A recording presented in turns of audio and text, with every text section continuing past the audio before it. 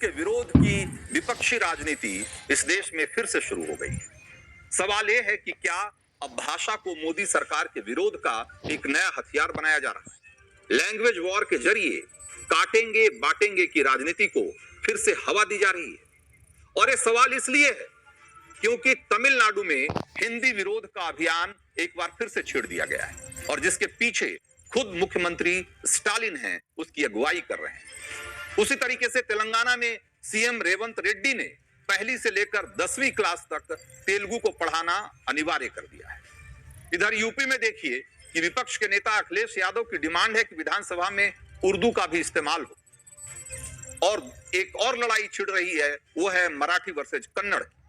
और इस विवाद में महाराष्ट्र और कर्नाटक की बसों में मारपीट की घटनाएं हो रही है और उसकी तस्वीरें लगातार आ रही है। तो लैंग्वेज वॉर को लेकर कैसे लैंग्वेज वॉर को एक सियासत का नया हथियार बनाया जा रहा है, इसके लिए आपको तमिलनाडु से ही आइए 4 तस्वीरें आपको दिखाता हूं। और तमिलनाडु की सत्ताधारी पार्टी डीएमके आरोप लगा रही है कि मोदी सरकार तमिलनाडु पर हिंदी थोपने की कोशिश कर रही है।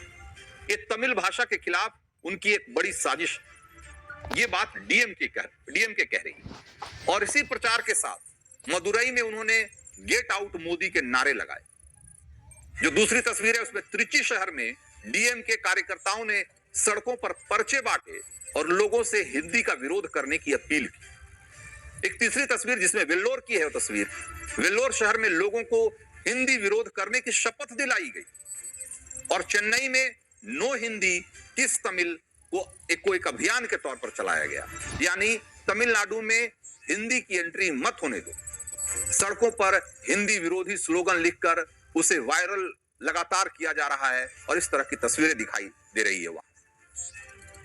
तो डीएमके ने तमिलनाडु में हिंदी भाषा के खिलाफ जो राजनीतिक अभियान छेड़ा, ये आखिर क्यों छेड़ा, इसका जरा बैकग्राउंड भी समझिए। तमिलनाडु में हिंदी पर हंगामा क्यों है, उसको इस तरीके से समझिए कि 2019 में मोदी सरकार ने नई शिक्षा नीति लागू की और स्कूलों में 3 भाषाओं को पढ़ाने का नियम बनाया।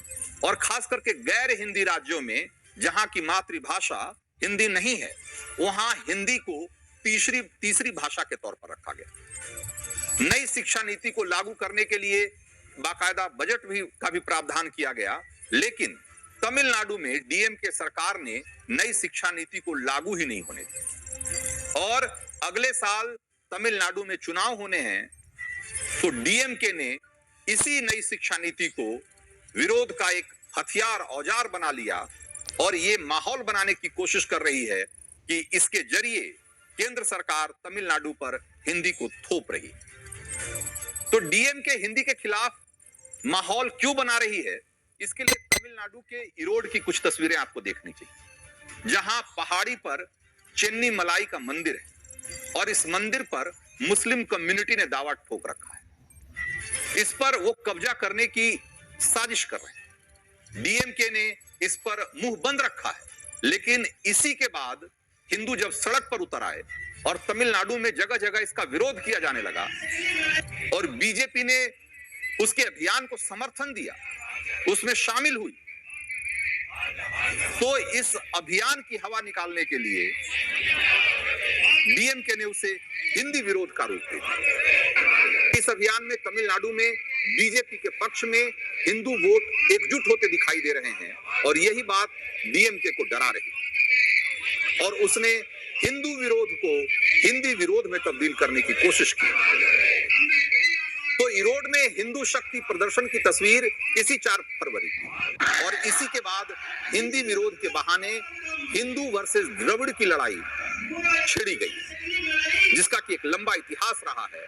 और डीएमके या सारी जो द्रविड़ पार्टियां हैं, वो इस तरह के जो लड़ाई है, भाषाई लड़ाई है, उसकी अगुवाई करती रही। डीएमके आरोप लगा रही है कि तमिलनाडु में हिंदी को प्रमोट करके बीजेपी तमिल भाषा को खत्म करना चाहती है। डीएमके इसके लिए 1960 के दशक में हुए हिंसक आंदोलन की याद दिला रही है और एक तरीके से तमिलनाडु चुनाव से पहले हिंदू वर्सेस द्रविड़ राजनीति को हिंसक बनाने की कोशिश कर रही है। तमिलनाडु में डीएमके ने हिंदी के खिलाफ अभियान छेड़ा, तो तो तेलंगाना की कांग्रेस सरकार भी इसमें कूद पड़ी और उसने एक नया तरीका ढूंढ लिया। सीएम रेवंत रेड्डी ने आदेश जारी कर दिया